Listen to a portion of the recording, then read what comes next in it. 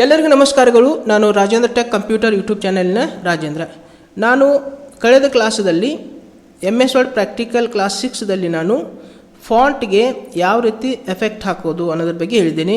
ಫಾಂಟ್ಗೆ normal ಟೆಕ್ಸ್ಟಿಗೆ outline ಯಾವ ರೀತಿ ಹಾಕಬೇಕು, ಔಟ್ಲೈನ್ ಕಲರ್ ಚೇಂಜ್ ಮಾಡೋದಾಯ್ತು, ಶ್ಯಾಡೋ ಹಾಕೋದು, ಆಮೇಲೆ ರಿಫ್ಲೆಕ್ಷನ್ನು, ಗ್ಲೋ ಇವುಗಳನ್ನ ಯಾವ ರೀತಿ ಅಪ್ಲೈ ಮಾಡಬೇಕು ಅನ್ನೋದನ್ನು ನಾನು ಹೇಳಿದ್ದೀನಿ.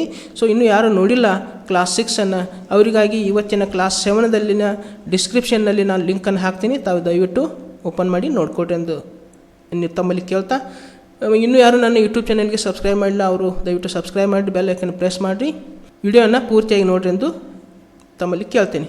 ಸೊ ಇವಾಗ ನಾನು MS ವರ್ಡನ್ನು ಓಪನ್ ಮಾಡ್ಕೊತೀನಿ, ಕ್ಲಾಸನ್ನು ಪ್ರಾರಂಭ ಮಾಡ್ತಾ ಇದ್ದೀನಿ. ಸೊ ಇವಾಗ ನಾನು MS ವರ್ಡನ್ನು ಓಪನ್ ಮಾಡ್ಕೊತೀನಿ. ಸೊ ಇವಾಗ MS ವರ್ಡನ್ನು ಓಪನ್ ಮಾಡಿಕೊಂಡು ನಾನು ಟೆಕ್ಸ್ಟನ್ನು ತೊಗೊಳ್ತೀನಿ, ರೆಡಿಮೇಡ್ ಟೆಕ್ಸ್ಟನ್ನು ತೊಗೋತೀನಿ. ಸೊ ರೆಡಿಮೇಡ್ ಟೆಕ್ಸ್ಟನ್ನು ನಾವು ತೊಗೋಬೇಕಾದ್ರೆ ಇಲ್ಲಿ ಏನು ಟೈಪ್ ಮಾಡಬೇಕಂದ್ರೆ ನಾನು ಹೇಳ್ತೇನೆ ನೋಡಿರಿ ನಿಮಗೆ. So equal to RAND, so equal to RAND ಎಂದು ಟೈಪ್ ಮಾಡಬೇಕು. ಮತ್ತು ಓಪನಿಂಗ್ ಬ್ರೆಕೆಟ್ ಕ್ಲೋಸಿಂಗ್ ಬ್ರೆಕೆಟ್ ಕೊಟ್ಟು ಇಲ್ಲಿ ಎಂಟರನ್ನು ಪ್ರೆಸ್ ಮಾಡ್ಕೋಬೇಕು. ಓಕೆ, ಎಂಟರ್ ಪ್ರೆಸ್ ಮಾಡಿದ ನಂತರ ಏನಾಗ್ತದೆ ನೋಡಿರಿ, ಇಲ್ಲಿ ರೆಡಿಮೇಡ್ ಟೆಕ್ಸ್ಟ ಬರ್ತದೆ. ಸೊ ಇವುಗಳಿಗೆ ನಾವು ಟೆಕ್ಸ್ಟನ್ನು ಯಾವ ರೀತಿ ಇನ್ಕ್ರೀಸ್ ಮಾಡೋದು, ಟೆಕ್ಸ್ಟ್ ಫಾಂಟ್ ಸೈಜನ್ನು ಇನ್ಕ್ರೀಸ್ ಯಾವ ರೀತಿ ಮಾಡೋದು ಮತ್ತು ಡಿಕ್ರೀಸ್ ಯಾವ ರೀತಿ ಮಾಡೋದು ಅನ್ನೋದನ್ನು ನಾನು ಇವತ್ತಿನ ಕ್ಲಾಸಲ್ಲಿ ಹೇಳ್ತೀನಿ. ಸೊ ಇವಾಗ ಒಂದು ಟೆಕ್ಸ್ಟಿಗೆ ನಾನು ಏನು ಬರ್ತೀನಿ, ಟೈಟಲನ್ನು ಕೊಡ್ತೀನಿ, ಹೆಡ್ಡಿಂಗ್ ಕೊಡ್ತೀನಿ. ಸೊ ಇವಾಗ ಇದಕ್ಕೇನು ಕೊಡ್ತೀನಿ ಅಂದರೆ ಪ್ಯಾರಾಗ್ರಾಫ್ 1 ಅಂತೇಳಿ ಕೊಡ್ತೀನಿ. ಕ್ಯಾಪ್ಸ್ಲಾಕ್ ಆನ್ ಮಾಡ್ತೀನಿ, ಪ್ಯಾರಾಗ್ರಾಫ್ 1 ಅಂತೇಳಿ ಕೊಡ್ತೀನಿ. Okay, paragraph 1. ಓಕೆ, ಇದ್ರ ನಾವು ಸೈಜ್ ಹೆಚ್ಚು ಮಾಡ್ಕೋಬೇಕಾದ್ರೆ ಸೊ ಇದನ್ನಷ್ಟೇ ನಾವು ಏನು ಮಾಡ್ಕೋಬೇಕು, ಇಲ್ಲಿ ಸೆಲೆಕ್ಟ್ ಮಾಡ್ಕೋಬೇಕು, ಲೆಫ್ಟ್ ಮೌಸ್ ಕ್ಲಿಕ್ ಡ್ರ್ಯಾಗ್.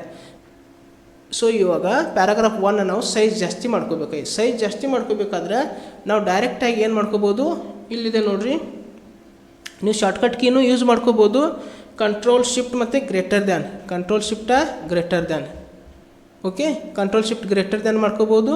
ಇಲ್ಲ ಡೈರೆಕ್ಟಾಗಿ ನಾವು ಏನು ಮಾಡ್ಕೋಬೋದು ಅಂದರೆ ಇಲ್ಲಿದೆ ನೋಡಿರಿ, ನಾನು ನಿಮ್ಗೆ ತೋರಿಸ್ತೀನಿ. ಸೊ ಇದು ಇದೆಯಲ್ಲ, ಇದು ಗ್ರೋ ಫಾಂಟ್ ಸೈಜ್ ಅಂದರೆ ಏನು ಮಾಡ್ತಿದ್ದೆ, ಸೈಜ್ ಜಾಸ್ತಿ ಮಾಡ್ತಿದ್ದೆ ನೋಡಿರಿ. ಸೊ ಇದು ಸ್ಟ್ರಿಂಗ್ ಫಾಂಟ್ ಸೈಜ್ ಡಿಕ್ರೀಸ್ ಮಾಡ್ತದೆ. ಸೊ ಇದು ಡಿಕ್ರೀಸ್ ಮಾಡ್ತದೆ. ಸೊ ಡಿಕ್ರೀಸ್ ಮಾಡ್ತದೆ. ಇದು ಇದೆಯಲ್ಲ, ಇದು ಇನ್ಕ್ರೀಸ್ ಫಾಂಟ್ ಸೈಜ್. ಸೊ ಎರಡು ಕ್ಯಾಪಿಟಲ್ A ಅದಾವೆ. ಸೊ ಒಂದು ದೊಡ್ಡದಾದಂಥ A ಇದೆ ಅಲ್ಲದು ಇನ್ಕ್ರೀಸ್ ಮಾಡ್ತದೆ, ಸ್ಮಾಲ್ A ಇದೆ ಅಲ್ಲದು ಏನು ಮಾಡ್ತದೆ, ಡಿಕ್ರೀಸ್ ಮಾಡ್ತದೆ. ಸೊ ಇಲ್ಲಿ ನಾವು ಇಲ್ಲೇ ಮೌಸನ್ನು ಕ್ಲಿಕ್ ಮಾಡ್ಕೋಬೋದು.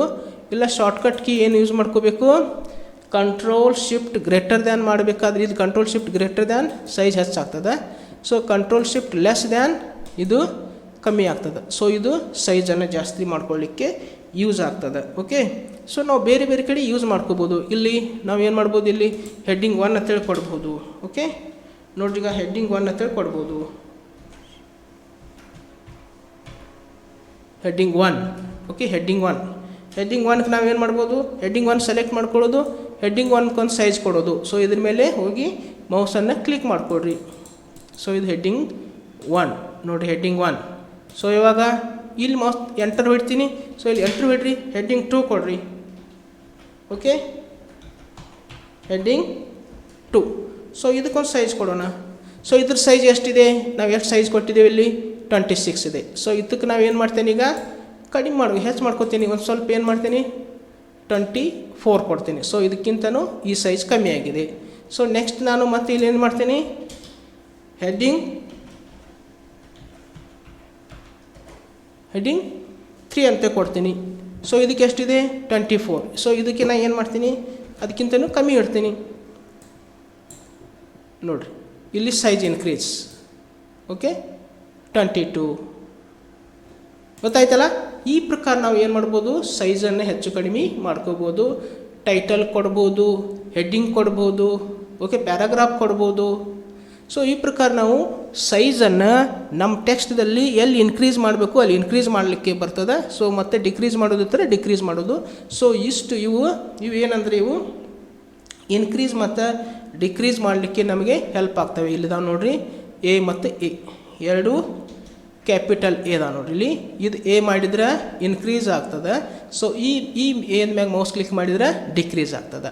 ಓಕೆ, ಸೊ ಇಷ್ಟು ಇವತ್ತಿನ ಕ್ಲಾಸ್ದಲ್ಲಿ ಟೆಕ್ಸ್ಟ್ ಸೈಜನ್ನು ಇನ್ಕ್ರೀಸ್ ಯಾವ ರೀತಿ ಮಾಡೋದು ಮತ್ತು ಟೆಕ್ಸ್ಟ್ ಸೈಜನ್ನು ಡಿಕ್ರೀಸ್ ಯಾವ ರೀತಿ ಮಾಡೋದು, ಹೆಚ್ಚು ಕಡಿಮೆ ಮಾಡಲಿಕ್ಕೆ ಸೈಜನ್ನು ಹೆಚ್ಚು ಮಾಡಬೇಕಾದ್ರೆ ಯಾವ್ದು ಯೂಸ್ ಮಾಡ್ಕೋಬೇಕು, ಟೆಕ್ಸ್ಟ್ ಸೈಜನ್ನು ಕಮ್ಮಿ ಮಾಡಬೇಕಾದ್ರೆ ಯಾವುದನ್ನು ಯೂಸ್ ಮಾಡಬೇಕು ಅನ್ನೋದನ್ನು ಇವತ್ತಿನ ಕ್ಲಾಸಲ್ಲಿ ತಾವು ತಿಳಿದುಕೊಂಡಿದ್ದೀರಿ. ಸೊ ಇವತ್ತಿನ ಕ್ಲಾಸನ್ನು ಮುಗಿಸೋದಕ್ಕಿಂತ ಮುಂಚೆ ತಾವು ಇನ್ನೂ ಯಾರು ನನ್ನ ಯೂಟ್ಯೂಬ್ ಚಾನಲ್ಗೆ ಸಬ್ಸ್ಕ್ರೈಬ್ ಮಾಡಿ, ದಯವಿಟ್ಟು ಸಬ್ಸ್ಕ್ರೈಬ್ ಮಾಡಿರಿ, ಬೆಲ್ ಐಕನ್ ಪ್ರೆಸ್ ಮಾಡಿರಿ, ವಿಡಿಯೋ ಇಷ್ಟ ಆದರೆ ಲೈಕ್ ಮಾಡಿರಿ, ಶೇರ್ ಮಾಡಿರಿ, ಕಮೆಂಟ್ ಮಾಡಿರಿ ಅಂತ ಹೇಳ್ತಾ ಇವತ್ತಿನ ಕ್ಲಾಸನ್ನು ನಾನು ಇಲ್ಲಿಗೆ ಮುಕ್ತಾಯಗೊಳಿಸ್ತಾ ಇದ್ದೇನೆ. ಮತ್ತೊಂದು ಕ್ಲಾಸೊಂದಿಗೆ ಪುನಃ ನಿಮ್ಮ ಜೊತೆಗೆ ಬರುವೆ. ಅಲ್ಲಿಯವರೆಗೆ ಎಲ್ಲರಿಗೂ ನನ್ನ ನಮಸ್ಕಾರಗಳು.